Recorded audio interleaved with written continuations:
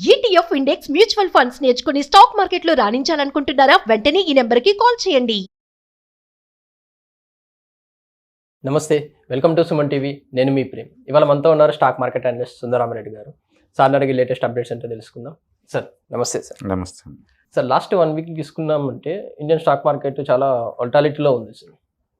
ఎందువల్ల sir? Reason ఏమంటారు అసలు? లాస్ట్ ఆల్మోస్ట్ ఎఫ్ఐఎస్ లాస్ట్ 1 వీక్లో ఆల్మోస్ట్ 40,000 కోట్స్ అమ్మారండి. చాలా పెద్ద అమౌంట్ సెల్లింగ్ అది. ఓకే, ఒకరోజు 15,000 కోట్లు, నిన్న 9,000 కోట్స్ 2 డేస్లోనే.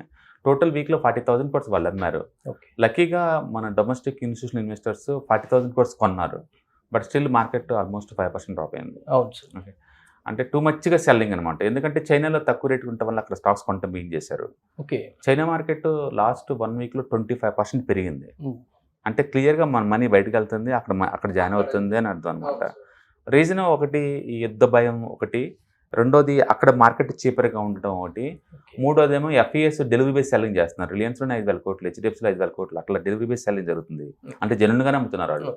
ఓకే, దాంతో అది మూవ్ అవుతూ ఉంది. రెండోది స్టాక్ మార్కెట్ చాలా ఎక్స్పెన్సివ్కి వచ్చినాయి వాల్యుయేషన్స్. మనం కనుక చూసుకున్నాం అనుకోండి, 5 years యావరేజ్ డేటా దాటి కూడా ఇంకా 50% ఎక్స్పెన్సివ్లో ఉన్నాం.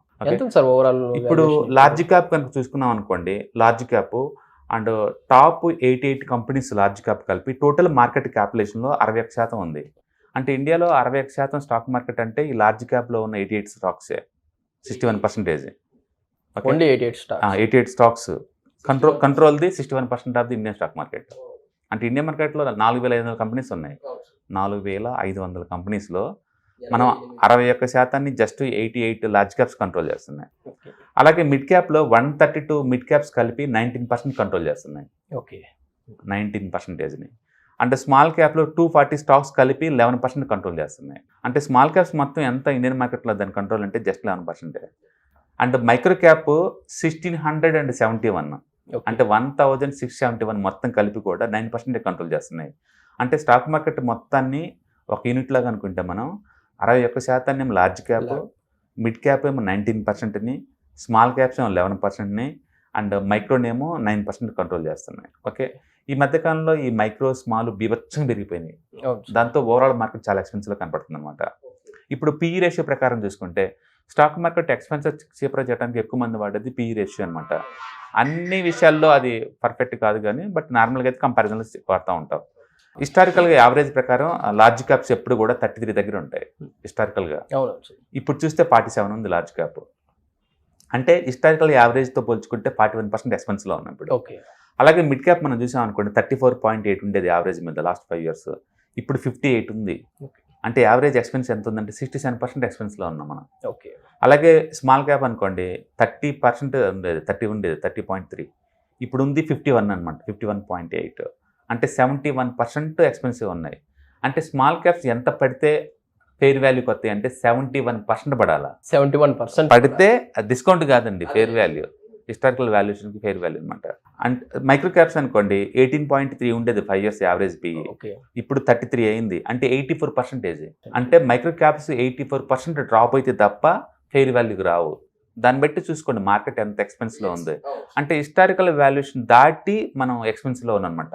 ఓవరాల్ మొత్తం మార్కెట్ చూసుకుంటే 78% ఎక్స్పెన్స్లో ఉంది మార్కెట్. అంటే హిస్టారికల్ యావరేజ్ ప్రకారం 21.4 అనమాట. Historical average 21.4.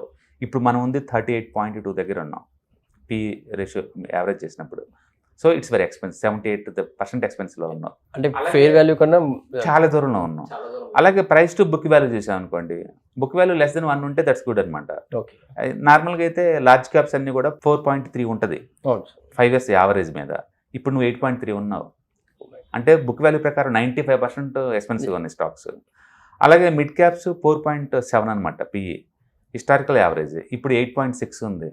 అంటే నువ్వు 84% ఎక్స్పెన్స్లో ఉన్నావు. అలాగే small caps 3.6 5 years average book value, ఇప్పుడు 7.6 ఉంది. అంటే 112, అంటే 100% ఎక్స్పెన్స్లో ఉన్నావు. అండ్ మైక్రో క్యాప్స్ అయితే 1.6 ఉండేదండి ఇంతకుముందు average price to book value, ఇప్పుడు ఉంది 3.3. అంటే ఆల్మోస్ట్ మోర్ దెన్ 100%.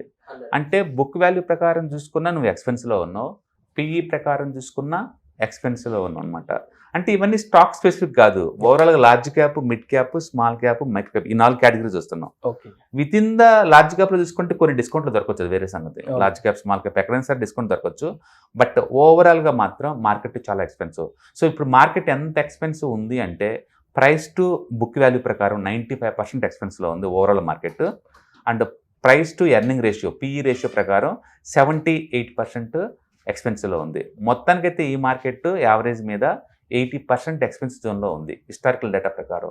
బట్ గుర్తుపెట్టుకోండి, కోవిడ్ కన్నా ముందు మార్కెట్ వాల్యుయేషన్ డిఫరెంట్, కోవిడ్ తర్వాత ఉన్న వాల్యుయేషన్ డిఫరెంట్. అందుకని పాత డేటాని కన్సిడర్ చేసి చేయొచ్చా అంటే చెప్పడం కష్టమే. ఎందుకంటే ఒకప్పుడు మనం అనుకున్నాం కదా, సినిమా థియేటర్కి వెళ్తే 100 రూపాయలు ఇస్తే మంచి టికెట్ దొరికేది, ఇప్పుడు 300 అవుతుంది. అయినా జనాలు చూస్తున్నాం కదా, అది ఎక్స్పెన్సివ్ దూరంగా ఉండలేదు. అంటే న్యూ టారిఫ్ని యాక్సెప్ట్ చేస్తున్నారు. బహుశా మార్కెట్లో కూడా ఈ న్యూ టారిఫ్ని వాళ్ళు ఎక్స్పెక్ట్ చేస్తున్నట్టున్నారు. మొత్తానికైతే ఇది ఎక్స్పెన్సివ్ డేటా. ఎఫ్ఐఎస్కి ఏంటంటే వరల్డ్ వైడ్కి చూస్తారు వాళ్ళు, మార్కెట్స్ ఎక్కడ చీపర్గా ఉంటే అక్కడ మూవ్ అవుతారు. నేను ఎప్పుడు చూడలేదు 1 వీక్లో స్టాక్ మార్కెట్ 25% పెరగటం అనేది చైనాలో, అంత ర్యాపిడ్గా పెరుగుతుంది 1 వీక్లో. అది ఎందుకంటే వాళ్ళకి డాలర్ చాలా చీపర్గా ఉంది, ఇది చాలా ఎక్స్పెన్సివ్గా ఉంది, అందుకు ఇటు నుంచి అటు మనీ వెళ్తుంది అనమాట. అందుకని నెక్స్ట్ 1 ఇయర్ ఏమవుతుందంటే ఇలాంటి వాలటిలిటీ ఎక్కువ ఉంటుంది. సడన్గా మార్కెట్ పట్టాలు, సడన్గా పెరగటాలు, సడన్గా ఇది అవటాలు ఏమి జరుగుతూ ఉంటాయి అనమాట. అందుకని మనం వాలటిలిటీ జోన్లోకి వచ్చేసాం. మళ్ళీ మార్కెట్ ఒక 20% అలా పడితే తప్ప ఎక్స్పెన్సివ్ జోన్లో ఉంటున్నాం. అయితే ఖచ్చితంగా పట్టడం గ్యారెంటీ అంటే నువ్వు గ్యారెంటీ అని చెప్పలేవు. ఎందుకంటే ఇప్పుడు దాకా తరుముకుంటూ వస్తున్నాం చార్ట్స్ని. ఇప్పుడు ఇది కంటిన్యూ చేయాలంటే చేయొచ్చు కూడా. ఇప్పటికైనా సరే వాళ్ళు 40,000 కోట్లకు అమ్మితే మనోళ్ళు 40,000 కోట్లు కొన్నారు, బట్ స్టిల్ మార్కెట్ 5% డౌన్ అయింది. జస్ట్ 5% డౌన్ అయినందుకే మనోళ్ళు కరెక్షన్ అంటున్నారు. 5% కరెక్షన్ అనకూడదండి, ఫుల్ బ్యాక్స్ అనాలి. ఓకే, దాని మీద ఏంటంటే వాలటిలిటీ అంత జోన్లో ఉందన్నమాట. ఓకే, కానీ మ్యూచువల్ ఫండ్ దగ్గర చాలా డబ్బు ఉందండి. 2.4 lakh crore వాళ్ళు సేవ్ చేసి చేతిలో పెట్టుకున్నారు. అందుకని ఇలాంటి 40,000 కోట్లు ఎన్ని నమ్మినా సరే కొని పెడేస్తారు. అందుకని వాలటిలిటీ వచ్చింది కానీ టూ మచ్ కొలాప్స్ అవ్వదు. నేను అనుకోవడం ఏంటంటే ఇంకొక 4 to 5% దగ్గర మార్కెట్ వరస్ట్ కొద్ది అక్కడ ఆగిపోద్దేమో అనుకుంటాను, అంతకంటే ఎక్కువ ఉండకపోవచ్చు. మొత్తానికి అయితే టైం కరెక్షన్ వస్తుంది గ్యారంటీ. ఎందుకంటే క్లియర్గా వరల్డ్ మార్కెట్తో పోల్చుకుంటే ఇండియా చాలా ఎక్స్పెన్సివ్ ఉంది. సడన్గా వాళ్ళకి చైనా మార్కెట్ అట్రాక్టివ్ కనపడుతుంది. సో ఇటు నుంచి మనీ అంత అటు మూవ్ అవుతుంది. కాబట్టి జస్ట్ ఈ వీక్లో మార్కెట్ అటు మూవ్ అయిందనమాట. రెండోది గోల్డ్, సిల్వర్ ఆల్ టైమ్ హైలో ఉన్నాయి. ఇప్పుడు అన్నిటికన్నా బెస్ట్ అంటే నీకు సేఫ్టీ ఎక్కడ దొరుకుతుంది, అటే మూవ్ అవుతున్నాయి. అంటే ఈ వారు నెక్స్ట్ ఇరాన్, ఇజ్రాయెల్ ఎందరం మధ్య ఎవరో తెలియదు. ఎందుకంటే ఇద్దరి దగ్గర ఆయిల్ అసెట్స్ ఉన్నాయి. వాడు అటాక్ చేశాడు అనుకోండి, ఖచ్చితంగా ఆయిల్ అసెట్స్ మీద చేస్తాడు, ఈడు మళ్ళీ అటాక్ చేస్తాడు. అది ఎందరం వద్ద మనకు తెలియదు గల్ఫ్లో, ఎందుకంటే ఇద్దరు పెద్ద గెట్టోళ్ళు కాబట్టి. ఇంతకుముందు లెబనాన్, సిరియా లాగా చిన్నోళ్ళు కాదు ఇరాన్ అనేవాళ్ళు. అందుకని యుద్ధం ఏ షేప్ అవుట్ అవుద్దో మనకే తెలియదు. అందుకని సేఫ్టీ కోసం కూడా కొంత బుక్ చేసుకుని ఉండొచ్చు, వాల్యుయేషన్ ఓవర్ ఉంది కాబట్టి. మొత్తానికైతే యుద్ధ భయాలు ప్లస్ సెబీ వాళ్ళు ఎఫ్ఎన్ఓ డేటాని పెంచడం చేయడం వల్ల, దానివల్ల అయి ఉండొచ్చు. లివరేజ్ పొజిషన్స్ క్లోజింగ్ వల్ల అయి ఉండొచ్చు. ఎఫ్ఐఎస్ వాళ్ళు 40,000 కోట్లు ఫుల్ బ్యాక్ అయి ఉండొచ్చు. అన్నిటి వల్ల మార్కెట్ డౌన్ అయింది. అంటే ఒకప్పుడైతే ఇలా 15,000 కోట్లు సింగిల్ డేలో తీసుకునేలాగా ఉంటే మార్కెట్ ఈజీగా 10% డౌన్ అయ్యేది. ఇప్పుడు డిఐఎస్ పుణ్యం అంటూ వాళ్ళు అమ్ముతుంటే వీళ్ళు కొంటున్నారు కాబట్టి అంతకు పట్టలేదు. ఓకే, కాబట్టి సివియారిటీ చాలా ఎక్కువ ఉంది, సెల్లింగ్ సివియారిటీ. కానీ డిఐఎస్ దాన్ని ఆపుతున్నారు. బట్ వీళ్ళ దగ్గర ఇంకా చాలా డబ్బు ఉంది కాబట్టి ఇటు ఓవర్ వాల్యుయేషన్ ఉన్నప్పుడు వాళ్ళు కూడా పెద్ద కొనరు. చీప్గా ఉన్న వాటిని కొంటారు తప్ప మిగతా వాటిని కొంటారు అనమాట. బట్ గుర్తుపెట్టుకోండి, ఇంత చీపర్ మార్కెట్లో, ఇంత కాస్ట్లీ మార్కెట్లో కూడా నీకు రీజనబుల్ వాల్యుయేషన్ రిలయన్స్ ఉంది, హెచ్డిఎఫ్సి బ్యాంక్ ఉంది. ఎంటైర్ బ్యాంకింగ్ ఇండస్ట్రీ మొత్తం చాలా చీపర్గా ఉంది మిగతా వాటితో పోల్చుకుంటే. హాయ్, మార్కెట్స్ చాలా వాలటిలిటీ ఉన్నాయని భయపడుతున్నారా? మార్కెట్ ఆల్ టైమ్ హైలో ఉందని దూరంగా ఉండాలనుకుంటున్నారా? ఏది రైట్ టైం మార్కెట్లో ఎంటర్ అవడానికి, ఏది బెస్ట్ టైం మార్కెట్లోంచి బయటకు పోవడానికి తెలుసుకోవాలనుకుంటున్నారా? మార్కెట్లో mutual funds, ETFs, index funds ద్వారా మనీ మేక్ చేద్దాం అనుకున్నారా? ఇలాంటి మీ డౌట్స్ కి క్లారిఫికేషన్ కోసం ఈ webinar. ETFs, index funds and mutual funds కోర్సులో జాయిన్ అవ్వండి, మీ డౌట్స్ క్లారిఫికేషన్ చేసుకోండి.